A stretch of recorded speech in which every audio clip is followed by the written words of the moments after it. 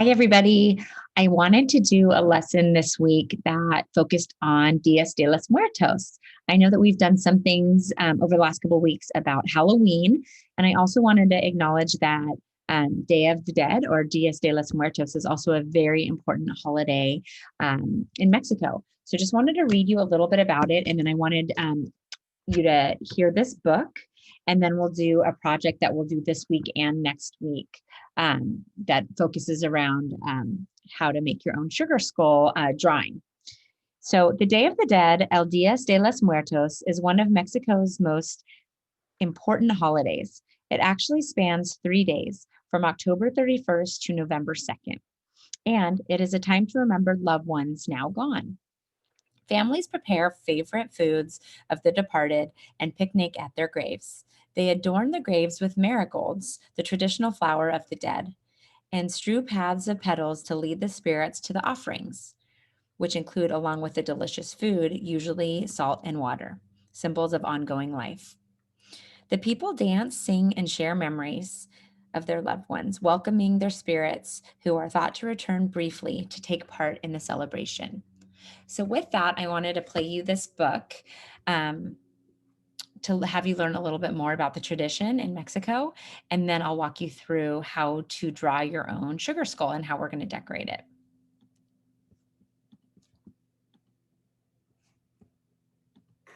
Day of the Dead by Tony Johnston, illustrated by Jeanette Winter. Above a small town in Mexico, the sun rises like a great marigold. A soft sound comes from a warm kitchen. Slap, slap, slap, slap. The children hear it and wake up. Mama is making empanadas, little pastries fat with meat. The children crowd around. Una probadita, a taste. Wait, says Mama. Espérense. Till when? Soon. For weeks the family has been preparing for this day. Los tíos, the uncles, have picked fruit. Bright oranges, red apples, tejocotes of gold. The children have tried to sneak the fruit. Wait, say los tíos. Espérense. Till when? Soon. For days, las tías, the aunts, have been grinding dried chiles to powder. The children have been sniffing the chile powder and sneezing. Wait, say las tías. Hachoo! The children sneeze. For days, Papa has been visiting the bakery, bringing back bulging bundles. The children have tried to sneak a peek at what is hidden there. Papa says, wait, wait, wait. For days, Mama has been baking pan de muertos, bread of the dead. The children have tried to sneak pan de muertos to eat. Ni una miga? They ask. No, Mama says, not one crumb. For nights, all the family has been making tamales for this day. The children have tried to sneak tamales to eat. Espérense. Today, Papa has cut up long wands of caña, sugar cane. The children try to sneak the cane pieces to suck the sweetness out. Wait. Today, las tías brew a sauce of chocolate and chile, a mole. They put chicken in, stirring, stirring again. The children try to sneak the mole, just a taste. Espérense, the stirring aunts say. The children come from the market with loads of cempasúchil, marigolds. In every room bloom marigold bouquets, like little glowing suns. Now night has come. The family gathers all the things they have made for this day, and they go out into the night. Families from all the houses come carrying all of the things that they have made. carrying marigolds bright as suns and candles like stars. The little procession goes walking through the street, walking over the hill, walking to the graveyard where their loved ones lie.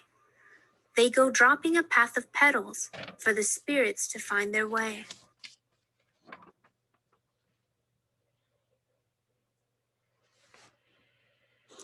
The family comes to the graves of los abuelos, the grandparents.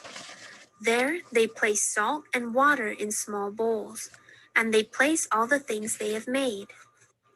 They sing and they dance, and they remember los abuelos. Must we still wait? Ask the children. No, says Mama. Eat, eat, eat. Papa unwraps his bundles. Calaveras de azúcar, sugar skulls. The children squeal and eat this treat. Mama slices pan de muertos. Everyone tastes the sweet bread. One child bites his and, ay. He finds the tiny skinny skeleton Mama baked inside. Now it is late. The family gathers what is left of all the things they have brought. They gather platters, jugs, and jars. They gather their sleeping children. Upon the graves they leave the marigolds. Then they go walking home, carrying candles like stars.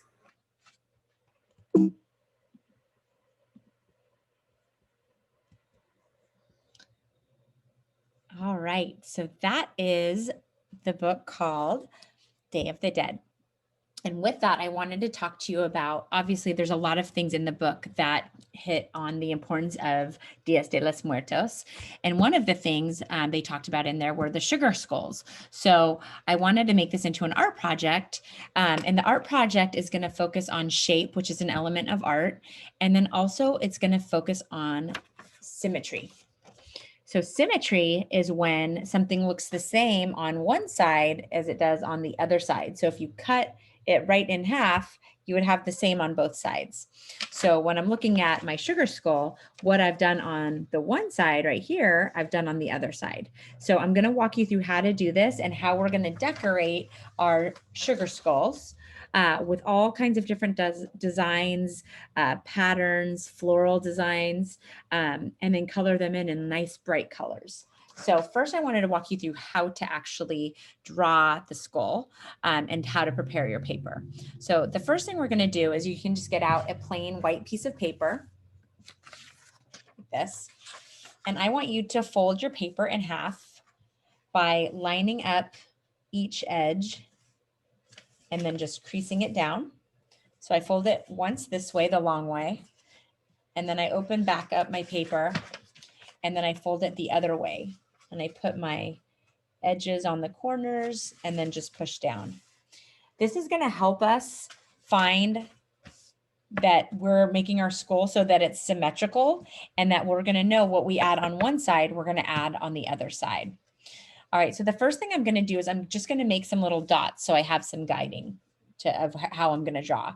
So as you can see on this guide, you draw a few dots right underneath your line where you've made your crease. Okay, so I have two little dots there. And then I have a dot on the fold of my paper and then a dot on the fold of my paper down here. So my first curved line is going to go up almost like you're making a circle. And then it'll curve right back down. And it's okay. If you just want to make an oval shape too, if that's easier, you can totally just make an oval shape. All right. And then from there, we are going to go like that. So as you can see, mine is not this perfect shape like it is over here. But you can kind of always make those adjustments if you want to, and then you can erase your pencil lines.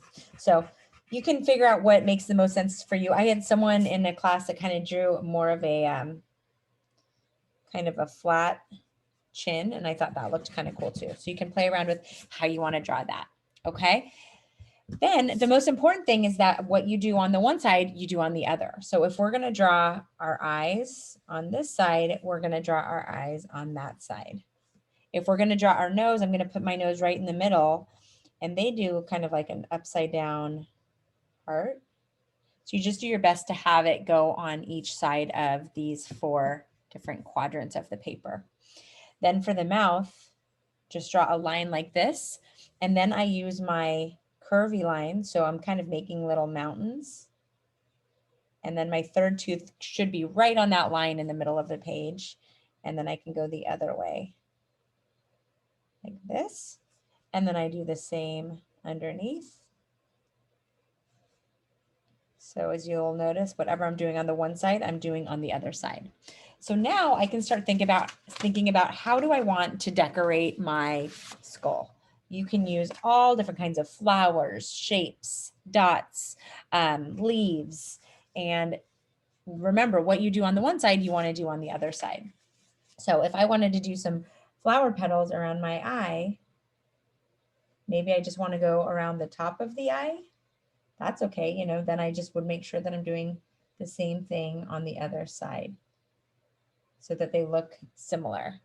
Maybe I want to add another circle inside the eye. What I do on one side, I do on the other side, right? Then I can start to think about maybe I want to add some flowers on each side.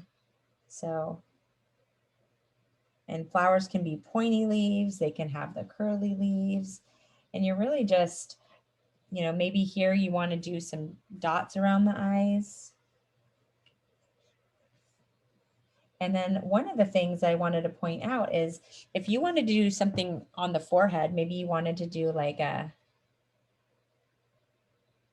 something like this, that is not, it's symmetrical because you're doing it right in the middle.